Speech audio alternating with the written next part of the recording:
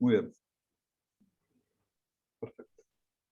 Bueno, entonces empecemos para tratar de escribir un poquito cuantitativamente el primer interferómetro por división de frente de onda que vamos a ver, que es el interferómetro de Young, ¿no? Habíamos dicho que teníamos una fuente. De esa fuente usamos parte del mismo frente de onda para constituir una primera fuente S2, o S2 acá, y el mismo frente de onda es el que va a constituir la emisión de la fuente inferior, que acá en el dibujo se llama S1. Y a partir de acá en adelante tengo la emisión de la fuente superior, la emisión de la fuente inferior. Voy a tener situaciones donde van a llegar en fase, donde van a llegar en contrafase, voy a tener máximos, mínimos, etc. Me van a dar lugar a, fíjense, estos puntitos que están acá serían las direcciones, parte de los hiperboloides, ¿está bien? Acá este sería como están en fase, el orden 0 lo tengo aquí, este sería el orden 1, el orden 2, etcétera, etcétera. Y si yo miro, pongo una pantalla, acá voy a recoger la energía asociada con la interacción de la luz con la pantalla y su remisión, que es lo que yo veo con el ojo, y entonces voy a ver situaciones de máximos, mínimos, máximos, mínimos, máximos, mínimos. Y en general, el dispositivo de Young no involucra fuentes, agujeritos puntuales, sino que involucra rendijas, ¿no? Donde la dirección que entra y sale de la pantalla, digamos, es una dirección de simetría, digamos, y entonces lo que voy a ver es como si en realidad yo tuviera fuentes de geometría como líneas de emisión, y lo que voy a ver entonces es no una cosa esférica, sino una cosa en la emisión de frentes de onda cilíndricos, ¿no? Por esta simetría que tengo en la dirección que empieza de la pantalla. Si yo lo miro desde arriba, tengo esta cosa que está acá, pero la simetría de traslación hacia dentro y afuera de la pantalla hace que yo en realidad vea estas franjas de máximos y mínimos. Por cómo es esto que está acá. Pero visto desde arriba, con esto yo puedo explicar dónde van a estar los máximos y los mínimos, tranquilamente. Y es lo que vamos a hacer ahora. Entonces, analicemos ahora, pongámosle un poco de geometría a esto. ¿Saben? Para ver, lo que yo quiero ver ahora es, bueno, en función de los parámetros de la fuente y de la geometría, o sea, a qué distancia estoy, lo que fuera, dónde voy a tener máximos y dónde voy a tener mínimos. ¿Saben? Asumiendo que esta situación, que la fuente originaria, digamos, está simétricamente ubicada con respecto a las dos rendijas. Por eso, solo por eso, estoy seguro de que la fase esta va a ser igual a la fase de esta. O sea, están en fase porque esto está justamente alineado y el camino que recorren para llegar a los dos es el mismo. Los rayos que vienen para este lado, los rayos que vienen para este lado. Por lo tanto, estoy seguro de que la fase que tenga acá, en todo momento va a ser igual a la fase que está acá, y estoy controlando ese delta epsilon que les había dicho. En este caso lo estoy haciendo igual a 0. Pregunta. ¿Qué pasaría si esta fuente, en lugar de estar acá, estuviese un poquito más abajo? Estuviese por acá.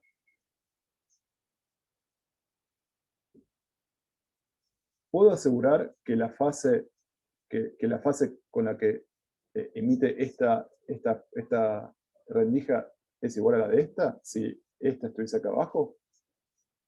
No, tendrías que saber la distancia y la Claro. fase también. O sea, cuando yo lo bajo hasta acá, el camino recorrido para llegar acá no es el mismo que llegar acá. Entonces, la fase que va a tener la onda acá no va a ser la misma que está acá. Sí va a ser una diferencia de fase constante, porque no va a cambiar. Una vez que la calculo por la nueva geometría, no va a cambiar, no depende del tiempo, porque es la misma fuente esta que está acá. Pero la diferencia de fase no va a ser cero. Por lo tanto, este patrón no va a tener el orden cero acá, sino que lo va a tener corrido. Se va a correr. ¿Está bien? Ahora vamos a ver un poquito de eso más adelante. Bueno, entonces, pero empecemos por el caso más simple. El caso más simple es donde esta fuente primaria, digamos, está simétricamente ubicada con respecto a las dos rendijas S1 y S2. Y entonces tenemos esta situación. Una pantalla ubicada a una distancia S, ¿está bien? Y lo que yo quiero ver es, bueno, cómo llega, qué interferencia se produce en un punto P sobre la pantalla, ¿está bien? Que está a una altura I sobre la pantalla. Entonces, este punto P, bueno, los caminos, fíjense que este punto P, si yo mido la distancia con respecto a este punto, al punto intermedio, al punto equidistante a las dos fuentes, voy a caracterizar esto como R, y después la distancia desde la fuente 2 es R2, y la distancia de la fuente 1 es R1. ¿No? Lo que, lo que, lo que, un segundito, esto, ok. Lo que tengo que ver es lo siguiente, fíjense, la condición, vamos a ver esto que está acá. Acá voy a tener un máximo, un mínimo, dependiendo de qué, dependiendo de las diferencias de caminos, ¿no? R2 menos R1, o como acá lo pongo distinto, R1 menos R2, ¿no? De acuerdo a esta diferencia de caminos, si es un número entero veces lambda, voy a tener un máximo. Si es un número entero veces lambda más medio lambda, voy a tener un mínimo, y cuando no coincida con mi máximo y mínimo, bueno, tendré una irradiancia intermedia. Pero entonces, para saber cuál es la irradiancia que yo a este punto, yo me tengo que concentrar en esta diferencia, R1 menos R2. Ahora, fijémonos en el dibujo. Un parámetro también importante es la distancia entre las rendijas, que voy a llamar A, ¿no? A es esta distancia. Y lo que se ve del dibujo es que la diferencia de caminos, R1 menos R2, ¿estamos de acuerdo que es este pedacito que está acá? La diferencia de caminos. Este pedacito que está acá es la diferencia de caminos. ¿Eh? Entonces, y si yo trazara este triángulo, en este triángulo, y si llamo este ángulo θm, ¿eh? Lo que me interesa, este cateto, es el cateto opuesto a θm, es igual a la hipotenusa por el seno de θm. Entonces, este cateto, que es la diferencia de caminos, es A, que funciona como hipotenusa, por seno de θm. ¿Estamos de acuerdo con esto? Esta es la expresión de la diferencia de caminos en este punto particular. ¿Eh? Para otro punto va a corresponder a otro θ. Pero para este punto particular es este θm, y por tanto es esta diferencia de camino. ¿Está bien eso?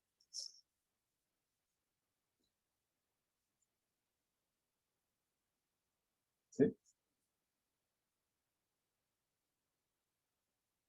Sí, sí.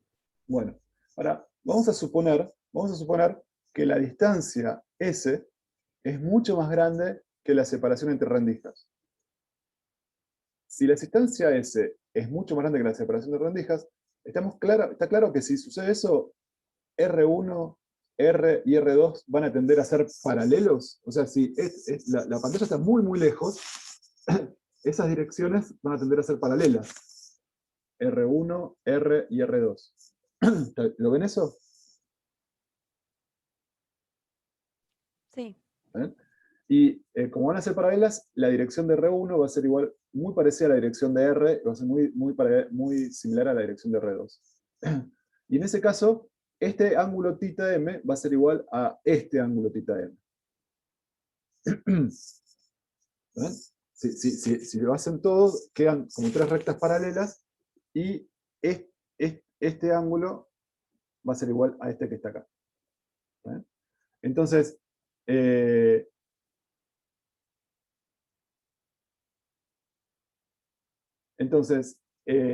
yo puedo decir que R1 menos R2, habíamos visto que era este cateto, así que era A por seno de θm. Ahora, si los ángulos, fíjate que si esta distancia es muy grande, bueno, ahora lo voy a usar eso, pero si los ángulos son chicos, hablar del seno de un ángulo es prácticamente lo mismo hablar que la tangente de un ángulo. ¿Saben? La tangente, si ustedes ponen tangente de 0,1 radianes, eso le da lo mismo que seno de 0,1 radianes, ¿no? por el coseno, que es lo que está dividiendo al seno para dar forma a la tangente, para ángulos chicos es prácticamente 1. Así que hablar de seno es prácticamente lo mismo que hablar de tangente. Y pongo tangente acá, tangente θ m, porque si este es θ m y este es θ m, en la condición que ya les digo, S es mucho más grande que A, entonces la tangente de θ m la puedo relacionar muy fácilmente con la posición de la pantalla, porque la tangente de este ángulo, ¿ven?, es este cateto sobre este cateto. Entonces la tangente de θ m es la altura sobre la distancia entre la pantalla y las rendijas. Entonces, la diferencia de caminos que yo veo en un punto de una altura dada, está dada por esta expresión. A por la altura dividido, perdón, por la altura dividido la separación entre la pantalla y la rendija. ¿Ven?, que es lo que puse acá arriba. Entonces, a medida que yo me voy focalizando en la irradiancia que lleva a distintas alturas, bueno, van a tener diferencias de caminos. Cuando la diferencia de caminos sea un número entero de veces lambda, voy a estar en una condición de máximo, a esa altura voy a ver un máximo. Cuando sea lambda más medio lambda, un número entero de veces lambda más medio lambda, voy a tener un mínimo. Máximo, mínimo, máximo, mínimo. ¿Está bien eso? Lo único que hice acá fue escribir la diferencia de caminos geométricos en función de los parámetros del problema y de dónde estoy mirando en la pantalla. ¿Sí? Sí, bien. Bueno. Entonces, la condición de máximo va a ser cuando la diferencia de caminos sea un número entero de veces lambda. Pero eso quiere decir que para ciertas alturas va a ocurrir esto, por eso se llamaba altura m, para relacionarlo con el orden del máximo. Entonces, si despejo la altura va a quedar m lambda sobre a, que es la separación entre las rendijas, multiplicada por s, que es la distancia de las rendijas a la pantalla. Y entonces, por ejemplo, en esta situación voy a tener un máximo, m igual a 1, ¿a qué altura? Bueno, a la altura lambda s sobre a. Es esta que está acá. Y en esta situación, la perturbación proveniente de una y otra van a diferir, y la diferencia va a ser justamente R1 menos R2 en lambda. Va a ser un lambda. ¿Se entiende? Hacia abajo, para alturas negativas, lo que voy a conseguir es, bueno, lo que puedo conseguir son situaciones donde los m son enteros pero negativos, porque en este caso R2 es más grande que R1 en esta parte de acá abajo. Y cuando esa diferencia sea lambda, nuevamente, pero ahora sea el camino 2 el que se adelanta al otro, voy a conseguir, por ejemplo, un máximo de orden menos 1. Y esto es totalmente, esta situación, acuérdense, esta condición venía de esto que está acá. ¿Ven? Así que la radiancia sobre la pantalla, en general, no en la condición de máximo, sino en general, tenía que ver con la diferencia de fase con la que llegaban las dos emisiones. Y la diferencia de fase en esta situación tan simple, fíjense que acá llegan en fase las dos ondas, o sea, están emitiendo en fase. Así que la diferencia de fase solamente tiene que ver con la contribución a la diferencia de fase del dominio espacial, así que solamente depende de K y la diferencia de caminos R1 menos R2. Así que en función de la altura, la irradiancia, el patrón de irradiancia va a ser esto que está acá. 4 y 0 coseno cuadrado de I a pi sobre S lambda. A medida que yo me muevo en la altura, un segundito.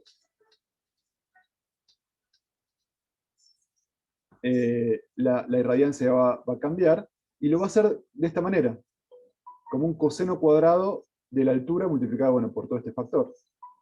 Entonces, voy a tener, en función de la altura, voy a tener un máximo, después una zona donde va cayendo un mínimo, un máximo, un mínimo, máximo, mínimo, que son las franjas que me van a aparecer en la pantalla. Una franja acá, otra más arriba, etcétera, etcétera. Y estos son los órdenes positivos, orden 1, cuando m es igual a 1, 2, perdón, 1, 2, 3, etcétera, menos 1, menos 2, menos 3, etcétera, y los mínimos.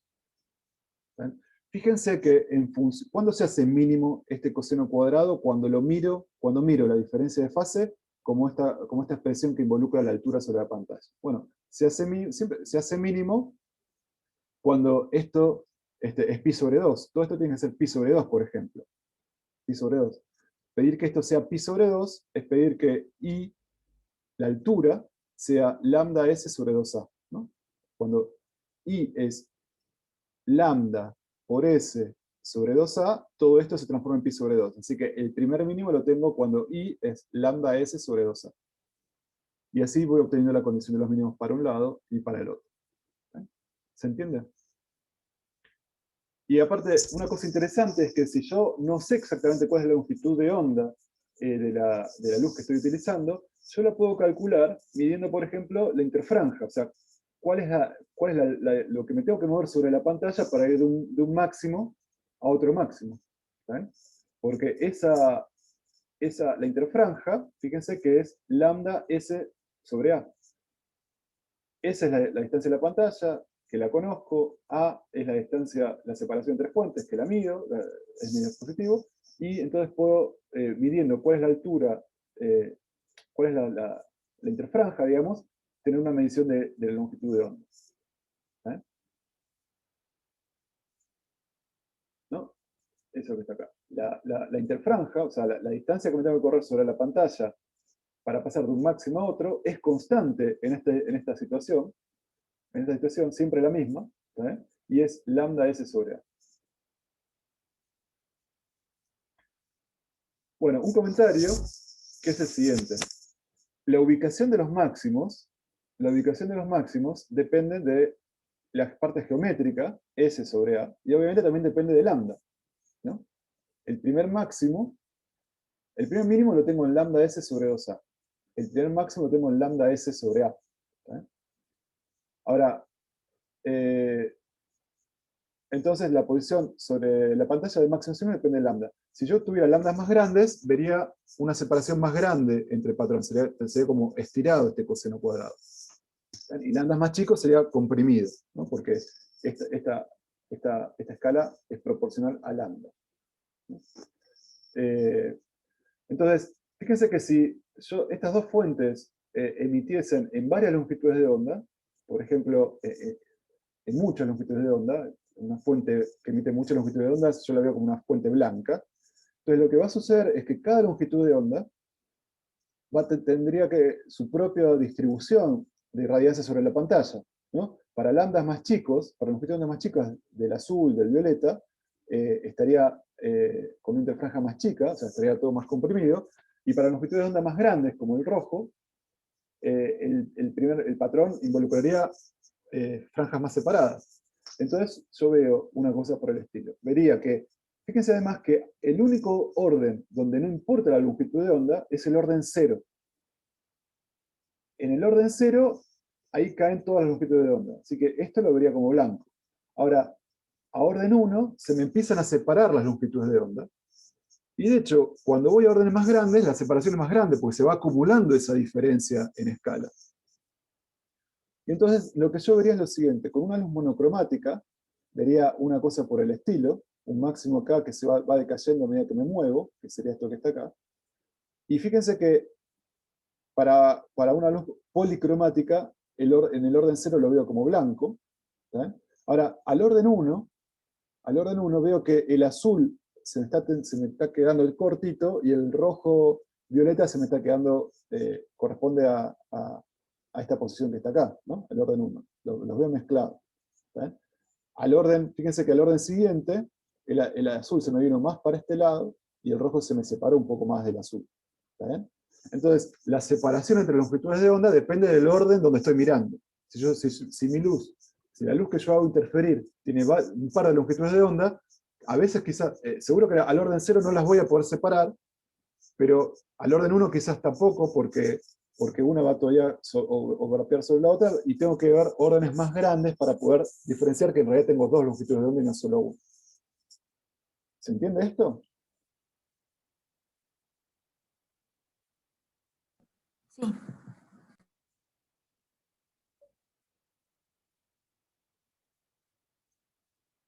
Bueno, perfecto. Entonces, ese es un aspecto que seguro lo van a trabajar también en la práctica. Y otra cosa que les quería contar es la siguiente.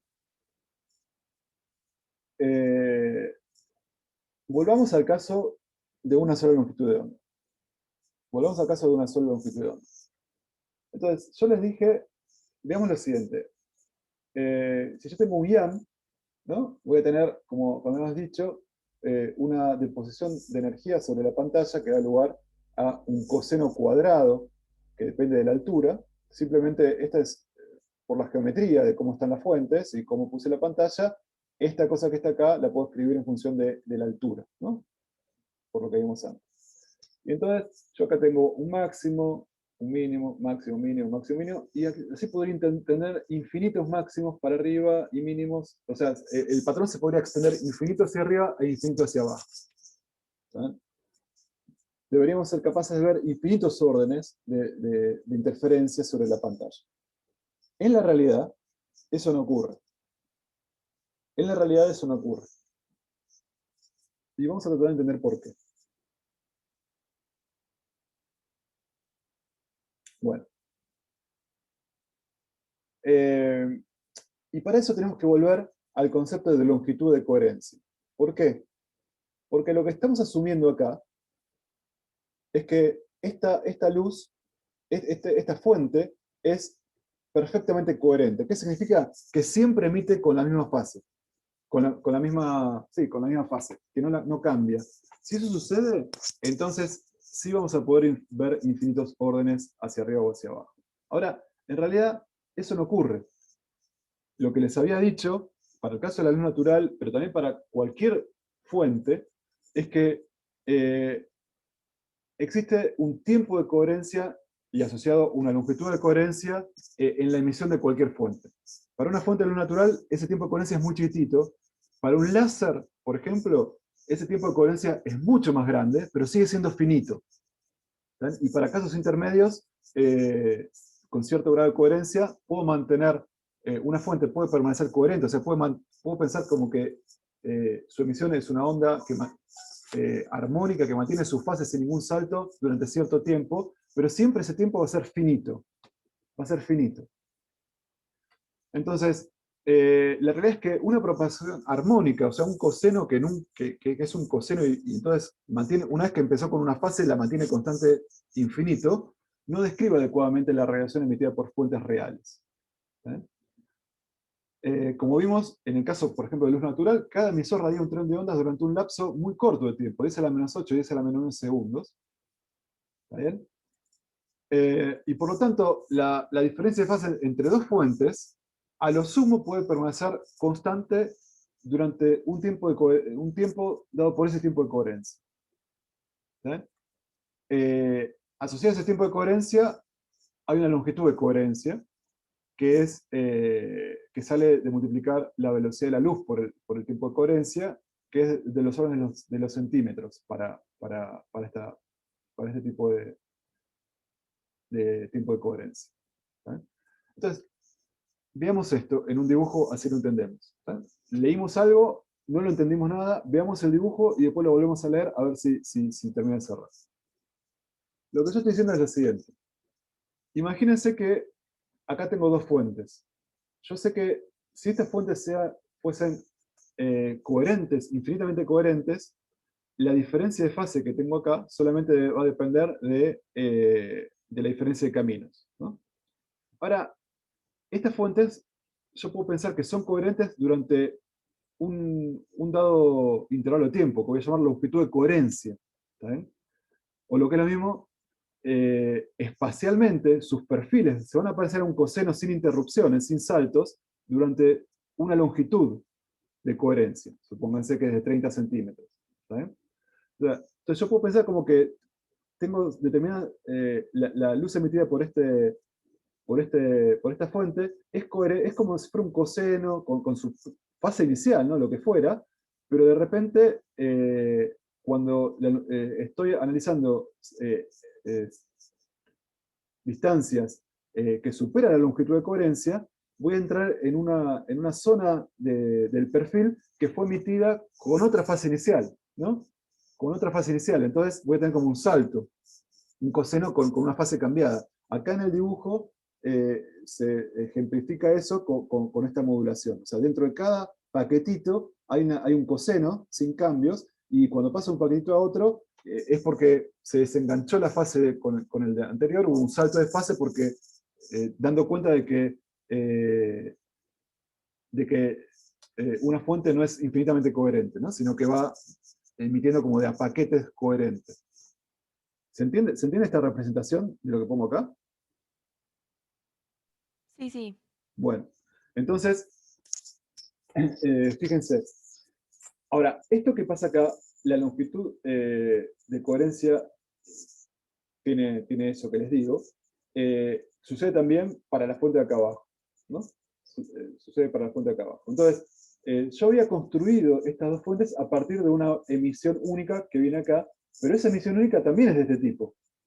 También es de este tipo, ¿no? Entonces, por ejemplo, yo había puesto ¿se ve el cursor cuando estoy afuera del blanco? Sí.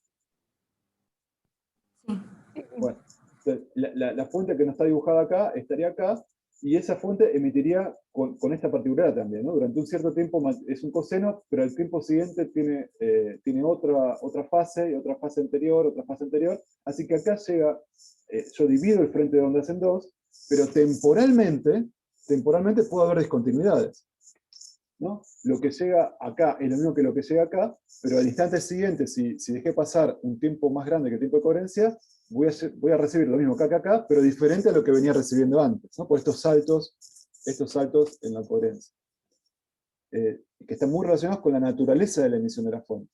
No con la geometría, sino con la naturaleza misma de la emisión de la fuente.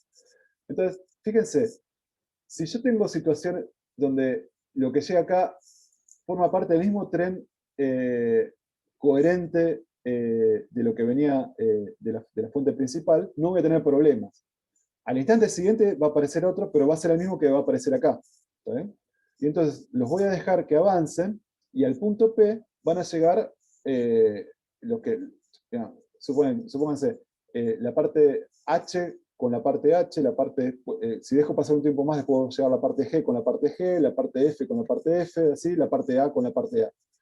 Todas formaban parte del mismo tren de A, B, C, D, F, G, H, de acá adelante, ¿está bien? Y por más que haya cambios en el tiempo, en la coherencia, en la fase acá arriba, son los mismos exactamente los mismos que los que afectan acá abajo, porque estoy agarrando el mismo frente de onda. Y entonces acá estoy haciendo interferir eso, y no veo el efecto de que estoy en la interferencia, no veo el efecto de que a medida que pasa el tiempo son distintos los paquetes, la coherencia entre esos paquetes que van llegando.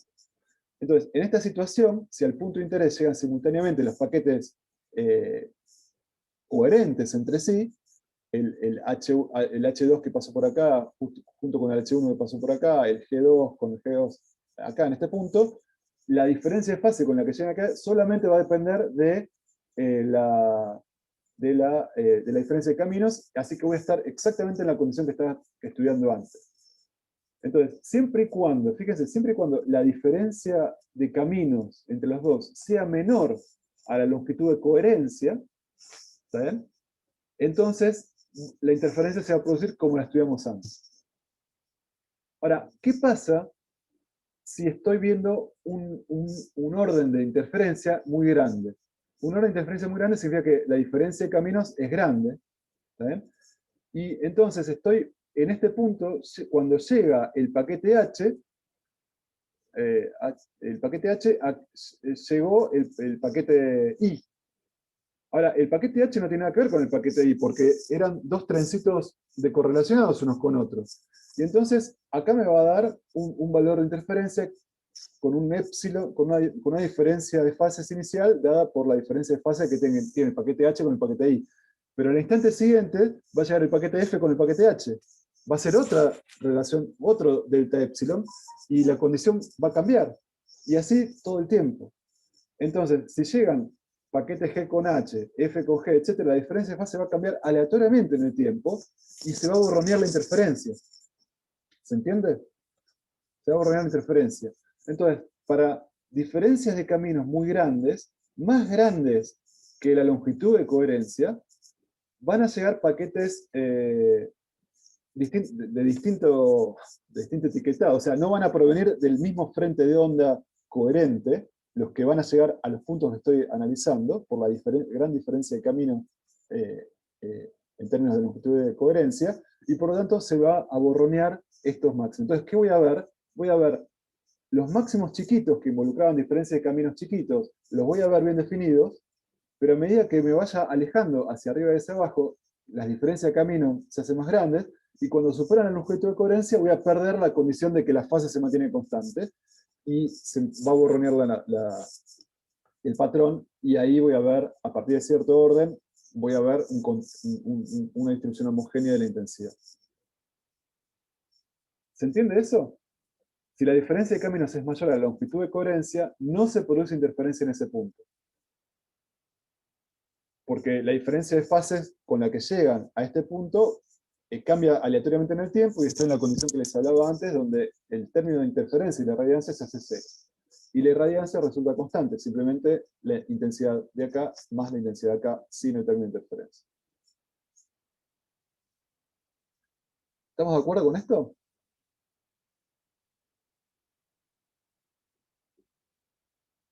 Lo maduramos, pero más o menos creen que lo pueden revisitar. Sí, Sí, sí. sí, sí. Bueno, esta aclaración vale para cualquier interferómetro. Los órdenes, para ver si puedo ver, y por eso, por ejemplo, cuando ustedes pueden hacer interferencia con una luz que no sea natural, con una luz que no sea láser, pero en tanto que la longitud de coherencia sea chiquita, van a poder ver algunos órdenes y no los órdenes superiores. Si la diferencia, si mi fuente tiene una longitud de coherencia del orden de los metros, entonces yo voy a poder ver órdenes de alto orden, de M grande, porque se va a bancar la condición de coherencia, diferencias de caminos muy grandes, ¿no? Si la longitud de coherencia es de orden de los metros, voy a poder ver interferencia para diferencia de caminos del orden de los metros. Bueno. Muy bien. Veamos el espejo de Lloyd. Es muy sencillo. Yo creo que ustedes entienden que la luz... Un segundo. ¿Qué pasa?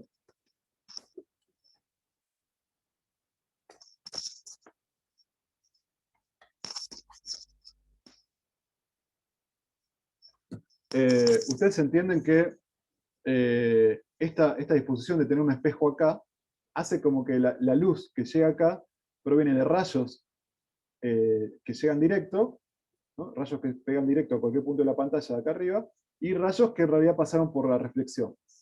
¿Vale? Entonces, esos rayos son direcciones perpendiculares a los frentes de onda, así que me están llegando frentes de ondas directos y frentes de onda reflejados que parecen provenir de esta fuente. Entonces tengo estas dos fuentes, y una vez que tengo esto, una vez que yo sé dónde están las dos fuentes, es como si fuera Yang. O sea, la cuenta ya la hice. Tengo estas dos fuentes, acá las produje con rendijas.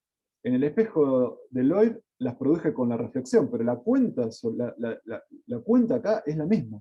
¿Se dan cuenta? Así que de vuelta acá voy a tener un coseno cuadrado, una distribución de intensidades tipo coseno cuadrado que va con la altura. Porque la cuenta es exactamente la misma. Tengo la distancia de la pantalla, la separación entre rendijas. El único cuidado que hay que tener, es que al reflejarse, la onda sufre un desfasaje en pi. La onda reflejada sufre un desfasaje en pi. Entonces, para esta cuenta, esta fuente no está en fase con esta fuente, sino que está desfasada en pi. Cuando esta está en un máximo, esta está en un mínimo. ¿Vale? Y por lo tanto, en los lugares donde el camino, las condiciones de máximo de antes, por ejemplo, en este punto que está acá, el camino sería igual, ¿no? El camino geométrico es el mismo, pero en lugar de tener un máximo, tengo un mínimo. ¿Por qué? Porque esto está desfasado en pi con respecto a esto, ¿no? Es como esta situación que está acá. La diferencia de fase es pi, pongámoslo acá. A ver, antifase. Aquí. Y entonces, en la condición de máximo, que sería en esta dirección, fíjense que la condición de máximo se volvió una condición de mínimo, ¿no? Esta es la condición de mínimo. ¿Por qué? Porque cuando este está en el máximo, está en el mínimo, y entonces ese delta epsilon hace que cuando los caminos son iguales, delta epsilon es pi, y hace que esté en una condición de mínimo. Así que es idéntico Yang, pero con las fuentes desfasadas. Entonces, acá le hago la cuenta. Con las fuentes desfasadas significa que la diferencia de fase tiene la parte geométrica, la parte espacial, y la parte de diferencia de fases, que es pi. ¿Saben? Por el salto de fase en pi que se da en la reflexión en este espejo. Y entonces, cuando yo analizo, bueno, ya está, con este pi adicional ustedes ya pueden ver que los máximos de antes son los mínimos de ahora, pero puestos en el coseno cuadrado, esto significa que es el coseno cuadrado de esta diferencia de fase. Y eso hace que la cuenta, creo que se la dejé más adelante, pero simplemente esto que está acá, cuando ustedes escriben R1 menos R2, igual que hicimos con Yang, hacen que aparezca un IA pi sobre ese lambda, pero ahora fíjense que esta diferencia de fase en pi hace que en lugar de coseno cuadrado sea un seno cuadrado. Está corrido. Así que donde tenía los máximos tengo los mínimos. Donde antes tenía los máximos, ahora tengo los mínimos y viceversa. Bueno, el doble espejo de Fresnel es lo mismo. O sea, lo único que tienen que ver en estos dispositivos es dónde las reflexiones hacen que aparezcan las dos fuentes. Y a partir de ahí es la cuenta de siempre. Una rendija, otra rendija, distancia de la pantalla, separación entre rendijas. Entonces, en este caso, la primera fuente aparece con la primera, tiene que ver con la primera reflexión en este espejo, en el espejo A. Y es fácil ver que entonces la imagen de esta fuente producida por este espejo es la imagen especular, ¿no? que está reflejada acá. La imagen de esta fuente producida por el espejo B es esta que está acá, que es la imagen especular de S con respecto a este plano. Y estas son S1 y S2, que son las que van a producir la interferencia, como antes lo hacía Yang o en el otro espejo. ¿Vale? En este caso, fíjense que esta fuente S1 y S2 están en fase, porque acá se produce un salto en pi, pero acá también se produce un salto en pi. Entonces, entre estas dos, la diferencia de fase inicial es cero. Porque provienen de la misma reflexión, pero bueno, eso. Y las dos se sufren un salto en fase en pi. Es igual que Yang, entonces sobre la pantalla puesto acá voy a tener los cosenos cuadrados máximos y mínimos con la misma disposición, la misma estructura de localización de X espaciada de máximos y mínimos. Y la posición de los máximos le van a estar a esta altura sobre la pantalla. Es la misma ecuación que vimos antes. Y la interfranja va a ser constante y va a ser proporcional a la. Bueno. Ahora hablemos un poquito de los interferómetros de división de amplitud. Muy bien. A ver. Entonces vamos a hablar primero de lo que se conoce como rayos de igual inclinación. Son los que les contaba antes. Me va a interesar ver cómo hacer interferir los frentes de onda perpendiculares a este rayo y a este rayo, donde el primer rayo surge de una reflexión directa y el segundo rayo, bueno, parte de la amplitud es la que se transmite, parte de la amplitud acá es la que se refleja y parte de la amplitud es la que sale para acá. Obviamente voy a perder la amplitud, voy a tener pérdidas acá y acá que no van a configurar esta emisión que a mí me interesa, pero de todas formas lo que me va a interesar es ver cómo interfiere la radiación producto de una única reflexión y la perturbación producto de todo este pasaje por esta parte que está acá, de acá en adelante. Entonces, en términos de rayos, lo que se ve es que el primer rayo tiene esta trayectoria, y el segundo rayo tiene esta trayectoria geométrica, pero además distinta trayectoria óptica, porque este camino lo hace en un medio de un índice de refracción distinto al de afuera. ¿Está? Otra cosa que vemos es que una vez que este rayo llegó al punto C y este rayo llegó al punto D, de acá en adelante son rayos paralelos, no espero que haya ninguna diferencia de fase adicional en las fases relativas entre lo que viene por este lado y lo que viene por este lado. Entonces, hasta acá las dos perturbaciones eran la misma, así que no tenía ninguna diferencia, y la diferencia se produce en la separación que se origina en el punto A. ¿Vale? Entonces, toda la gracia va a estar en entender cuál es la diferencia de fase con la que se obtiene entre este punto y este punto por haber recorrido estas trayectorias diferentes. Bueno, entonces, lo que podemos ver, además del dibujito, es que la diferencia de fase, que voy a llamar diferencia de fase entre este punto y este, ¿a qué es? A la diferencia de fase entre la fase de acá y la fase de acá, va a tener que ver con, que en realidad, perdón, por cómo están los signos, es esta fase menos esta fase menos esta fase, y va a tener que ver con la contribución espacial a la fase por esta trayectoria, que fíjense, es K por la distancia recorrida, y si es AB, es 2 veces AB, ¿no? Y el K que tengo que poner es el número de onda, pero del medio de transmisión, el medio T, ¿no? Que va a ser distinto al número de onda acá afuera, ¿no? Al medio incidente. Entonces, la fase con la que llega, a partir de este punto, la fase que adquiere la perturbación que viene por acá abajo, tiene que ver con este recorrido, y por lo tanto, esta es la contribución espacial a esa fase. Y la fase que adquiere tiene que ver con, a partir de este punto, tiene que ver simplemente con este recorrido, que es KI por la longitud desplazada, que es AD, ¿no? Entonces, la diferencia de fase entre los dos, hasta acá venían igual. La diferencia de fase entre los dos es lo que ganó menos lo que ganó este. Esa es la diferencia de fase que van a tener entre estos dos puntos. Tiene que ver con esto, y le tengo que descontar esto que está acá. Es esta cuenta la diferencia de fase que me interesa. Obviamente, los caminos dependen del ángulo de incidencia, porque el ángulo θt va a depender de θi. Así que esta diferencia de fase va a ser distinta para distintos ángulos incidentes, para distintos rayos incidentes. Entonces, para algunos rayos, esta diferencia de fase va a ser un número entero de S2π, y eso significa que la diferencia de fase de acá y acá va a ser un número entero de S2π, así que eso me va a dar direcciones de máxima interferencia. Y para otras direcciones de incidencia, esta diferencia de fase va a ser igual a un número entero de veces, a un número impar de veces pi. Y eso va a ser direcciones en donde no espero encontrar emisión de energía, porque la interferencia va a ser destructiva. ¿Se entiende conceptualmente esto?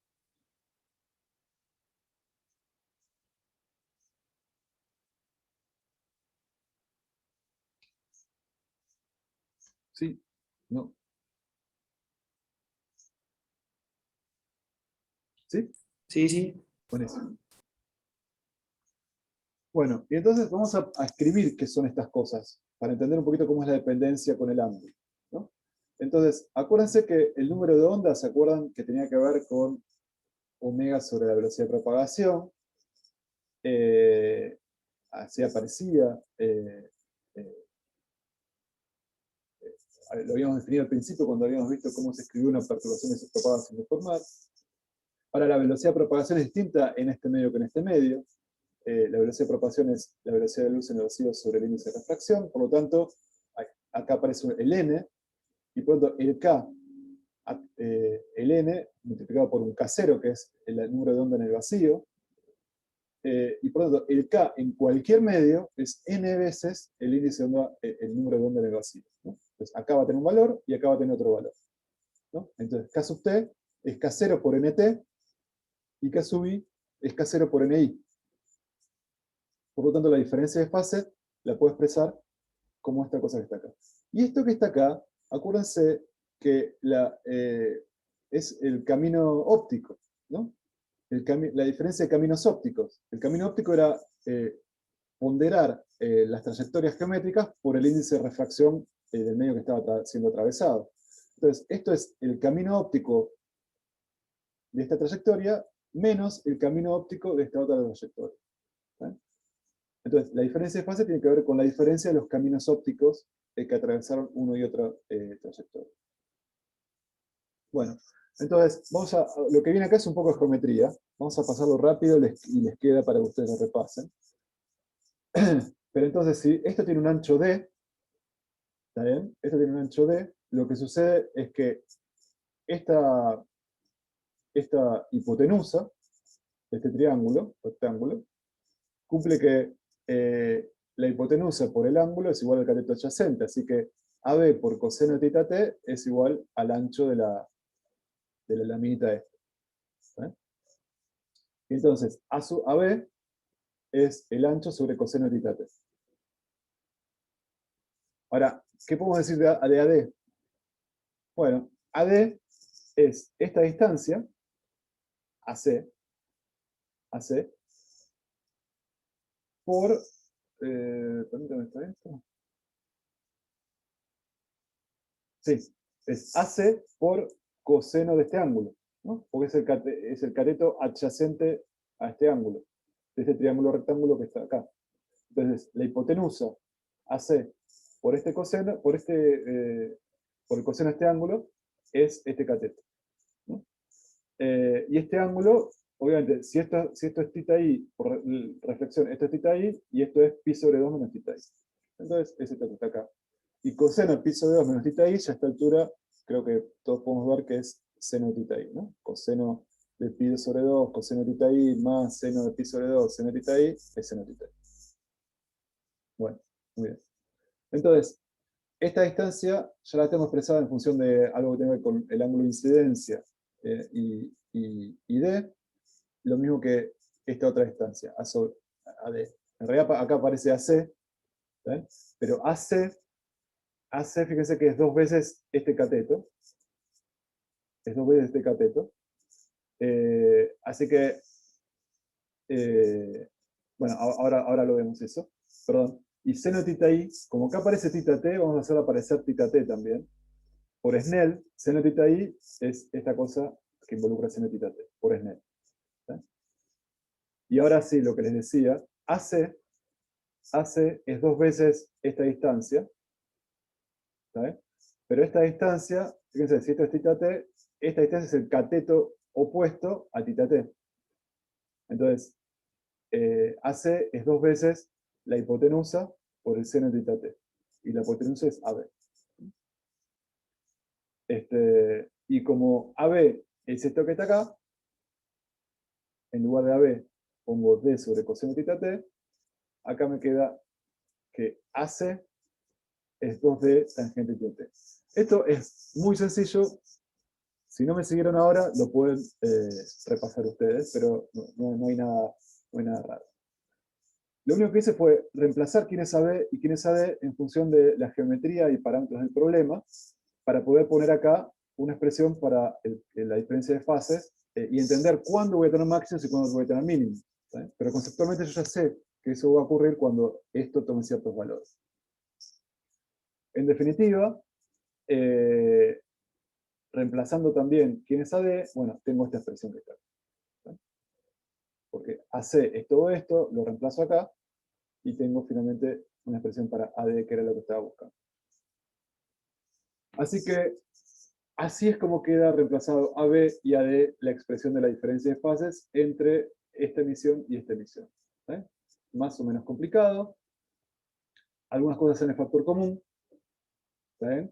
Y acá me queda 1 menos seno cuadrado, que como todos sabemos es coseno cuadrado de θ t, que con este coseno acá me queda esta expresión linda para la diferencia de fases. ¿Sí? Entonces, pidiéndole cosas a distintos parámetros, yo puedo entender cuándo voy a tener una situación de máximo o de mínimo de interferencia de estos dos rayos. ¿Sí? Cuándo los haga converger por ejemplo, en una lente en el plano focal, que es lo mismo decir cuando se juntan en el infinito. Bueno, la única cosa un poco rara es que la expresión, yo quisiera tenerla en función del θ i, que es lo que controlo, digamos, y acá en la expresión me queda simple, pero me queda en función de θt, que es el ángulo de transmitido, no el ángulo incidente. Entonces, uno puede usar Snell para reemplazar acá quién es, en lugar de θt, hacer que aparezca θ i, pero quedan cosas un poco raras, porque bueno, porque la expresión de Snell involucra el seno y acá aparece el coseno, y si ustedes quieren, la expresión que queda es esta que está acá, ahora sí en función de θ i. ¿Saben? Es la expresión de la diferencia de fases que veo acá en función de θ i. Parece muy complicado, conceptualmente lo que hicimos es hacer esto. ¿Saben? Y efectivamente es muy complicado, no pretendo que se acuerden esto, pero así está expresado en términos de θ i. ¿Saben? Como es tan complicado, de todas formas lo podemos seguir manteniendo en función de coseno de θt, para que es una expresión más compacta. Y ahora el comentario que yo les quería hacer es el siguiente. El comentario que yo les quería hacer es el siguiente. La perturbación que viene acá sufre una reflexión entre el NI y NT. La que viene acá abajo se transmite y sufre una reflexión acá abajo, entre el medio T y el medio I, y se transmite acá arriba. Entonces, sucede que cuando una luz se refleja en un dieléctrico, como un material dieléctrico, por ejemplo, un slab de vidrio, una laminita de vidrio, es un dieléctrico. Al reflejarse en un dieléctrico, vimos que al reflejarse en un espejo, sí o sí aparece una diferencia de fase en pi. Ahora, al reflejarse en un dieléctrico, puede aparecer o no esa diferencia de fase adicional, ¿saben? En la onda reflejada. En la onda reflejada. Acá tenemos una reflexión acá y tenemos una reflexión acá abajo. Ahora, lo que sucede es que depende de los índices de reflexión del medio incidente y del medio transmitido. Cuando el índice de refracción del medio transmitido es mayor al índice de refracción del medio incidente, es esta fila que está acá, la luz que está polarizada perpendicular al plano de incidencia se desfasa en pi en esa reflexión. Y la que está polarizada paralela al plano de incidencia no se desfasa si la reflexión es para ángulos chiquitos, pero se desfasa si en pi si la reflexión es para ángulos más grandes que el ángulo de Brewster. Y cuando el medio incidente tiene un índice de reflexión más grande que el medio transmitido, que es esto que está abajo, si la onda era polarizada perpendicular al plano de incidencia, no se desfasa hasta un ángulo, prácticamente el ángulo crítico, y después adquiere un desfasaje que tiene esta pinta para ángulos más grandes. O sea, es medio complicado esto que está acá. Pero a todo esto lo que quiero notar es lo siguiente. En este caso, por ejemplo, tenemos aire-vidrio. Entonces, en esta reflexión, estoy en una condición donde tengo un índice de refracción menor y un índice de refracción mayor. Estaría en esta situación. La segunda reflexión en este dispositivo se da entre vidrio y aire. Entonces debería considerar esta situación que está acá. ¿Vale? Entonces, puede haber un desfasaje adicional, además del que calculado por el solo efecto de la propagación de distintos caminos ópticos, por las reflexiones, porque la reflexión acá se produce en una condición y la reflexión acá se produce en otra. ¿Vale? Entonces, además de esta diferencia de fases, que es la que calculamos por los diferentes caminos ópticos, puede haber una diferencia adicional introducida por las distintas reflexiones que se producen acá y acá. ¿Vale? Entonces, supóngase, si estoy en una condición, supóngase que θ i es menor a 30 grados, ¿no? θ i es menor a 30 grados. Entonces, y además que estoy considerando la luz polarizada perpendicular. ¿está bien? Al plano. Entonces viene acá el rayo, viene el rayo, cuando se refleja acá, esta situación se encuadra acá, y por lo tanto tengo una diferencia de fase en pi con lo que tenía acá. Ahora, el rayo que viene acá abajo se transmite sin ese salto en pi, y acá se produce la reflexión, pero es una reflexión donde el índice de reflexión es mayor en el lado incidente que en el ángulo transmitido, acá abajo. Entonces tengo que analizar esta situación. Como estoy por debajo de 30 grados, acá no se produce ningún desfasaje adicional, se refleja como venía, sin ningún desfasaje adicional, y acá sale de vuelta. Entonces, además del desfasaje producido por la geometría, hay un desfasaje adicional en pi, porque acá este rayo saltó en pi y este rayo no saltó en pi, y eso es lo que aparece acá. Para hacer las cosas fáciles, nosotros vamos a asumir que siempre vamos a trabajar como en esta condición, ¿está bien? Y vamos a asumir que hay un desfasaje adicional en pi, solo si el medio transmitido es mayor que el medio incidente. Esta es la aproximación que vamos a hacer siempre. El único cuidado que van a tener que tener es ver si, si estoy en una situación donde la reflexión se produce en un medio de menor índice de reflexión a mayor índice de refracción, va a haber que consigue un salto en pi, y eso lo voy a meter acá, y acá no.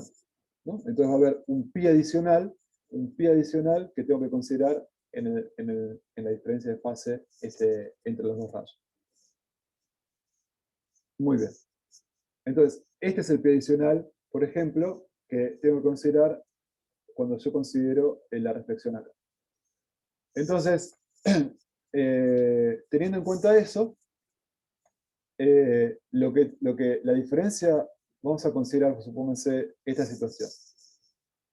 Yo acá tengo una fuente extendida, quiere decir que tengo varias fuentes. Un rayo de esta fuente es este que está acá, ¿sí? Y va a venir por este lado, y va a producir un rayo reflejado directo y un rayo que pasa por la minita y sale, paralelo. Y si pongo una lente, los dos van a converger a un punto en la distancia focal, y acá van a interferir estos dos rayos de acuerdo a esta diferencia de fase producida. Va a ser max que cuando esta diferencia de fase sea un número entero veces 2pi, voy a estar en una condición de máximo. Eso va a ser una condición de máximo. Ahora, otra fuente que está acá, de fuente extendida, que también va a emitir rayos por todos lados, en particular va a emitir un rayo paralelo a este que está acá, o sea, va a incidir con el mismo θ ahí. Y como estoy hablando de una lámina de caras paralelas, este rayo va a producir exactamente el mismo tipo de reflexión con el mismo ángulo, y se va a producir el mismo desfasaje entre la reflexión directa y la primera pasada por acá y el siguiente. Así que si este está en una condición de máximo, este también está en una condición de máximo, y así con los rayos paralelos que tenga esa proveniente de distintas fuentes, de distintos puntos de esta fuente, que pegan en distintos lados. Y como todos estos forman parte del mismo manojo de rayos paralelos, esta lente los va a hacer converger a todos en el mismo punto. Ahora, cada par de rayos, si este está en condición de máximo, este también está en condición de máximo. Esta emisión con respecto a esta no es coherente, porque esta viene de una fuente y esta viene de otra. Pero por cada rayito, por cada fuente, va a haber una interferencia entre la directa y la inversa, y eso es lo que voy a ver. Si la interferencia es máxima, esto va a ser una condición de máximo porque este se va a solapar con este. Si estuviera en una condición de mínimo, este rayo se anularía con este, y este rayo se anularía con este, y acá no llegaría nada de luz. O sea, la superposición sería una condición de mínimo. Entonces, lo que voy a ver sobre la pantalla va a tener que ver exactamente con la inclinación de los rayos, digamos, que llegan a un dado punto de la pantalla, y por esto este tipo de interferencia se llama interferencia de rayos de igual inclinación, de franjas de igual inclinación. ¿Vale? Entonces, numéricamente es lo que les decía. Si yo estoy considerando una altura de la pantalla que proviene de rayos, de un manojo de rayos, asociados a un θi, que hace que la diferencia de fase sea un número entero de veces 2pi, eso le iba a decir que todo esto es un número entero de veces 2pi, o lo que es lo mismo, si yo reemplazo la parte, este pi lo mando para este lado y esto lo mando para el otro lado, fíjense que me queda la condición de máximo que el índice de refracción del transmitido por el espesor de la laminita, por el coseno de θt, tiene que ser igual a un número impar de veces, en este caso me quedó lambda sobre 4. ¿No? Esa es la condición de máximo para este tipo de emisión. Y bueno, la condición de mínimo es pedir que esto sea un número de veces impar pi, que cuando hago el despeje, eso hace que el índice de refracción por D por coseno de θt sea esto que está acá. Fíjense que aparece θt y no aparece θi. Yo podría usar Snell para reemplazarlo, pero quedaría más complicado. Entonces, en general, la condición la dejamos expresada en términos de θt, del ángulo transmitido. Bueno, entonces, vamos a dejar acá, para dejar a los chicos de la práctica. ¿Tienen alguna pregunta? Conceptual, porque yo sé que los detalles técnicos quizás se les escaparon todavía, pero una cosa conceptual quizás pueda ser de utilidad aclarar.